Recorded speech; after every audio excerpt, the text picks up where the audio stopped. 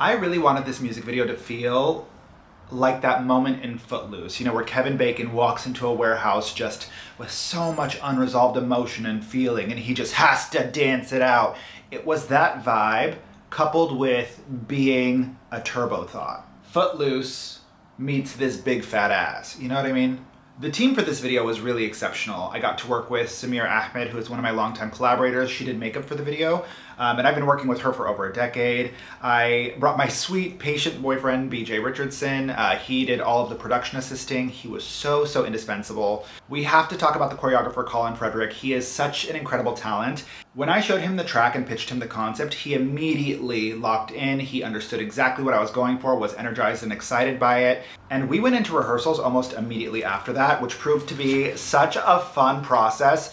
Colin is so experimental, he's so collaborative in terms of how he built his choreography, and it just ended up being everything I wanted it to be, and then so much more. Also, the director, Michael Lee Ring. Now, fun fact, originally I had another director attached to this project, but due to some unforeseen circumstances, he was unable to do it. He connected me with Michael. I had never worked with Michael before. I connected with him immediately, and bless his heart, I must have been so frantic, but that same day that I found out that I was not gonna be able to move forward with the original director, I got on the phone with Michael, then I had a Zoom call with Michael. We got everything locked in immediately. Now, in order to actualize this Footloose warehouse concept, I really needed the perfect shoot location, and that proved to be a bit of a challenge, which is in part why I ended up shooting in Colorado. I looked at a total of 8 venues, and I landed on this one called Moss Denver because it was absolutely gorgeous, but the team there was so phenomenal, so accommodating, and it just gave me everything that I was looking for in terms of that industrial grit.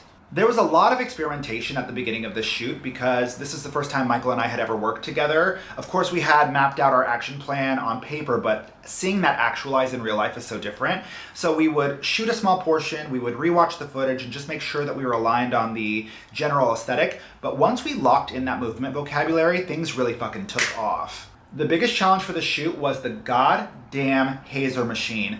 Now, I bought this hazer machine because I had a very clear concept in my head that I wanted this hazy quality where light was piercing in beams through the windows, and in order to achieve that we needed a hazer. Well, I bought a complete hazer kit and it did not come with the fucking juice. Our call time for the music video was 8 a.m. So once we discovered that we did not have juice for the hazer, everything was on pause because that was almost the essential visual texture for the entire video. We couldn't do it without it, but I was like, it's Sunday.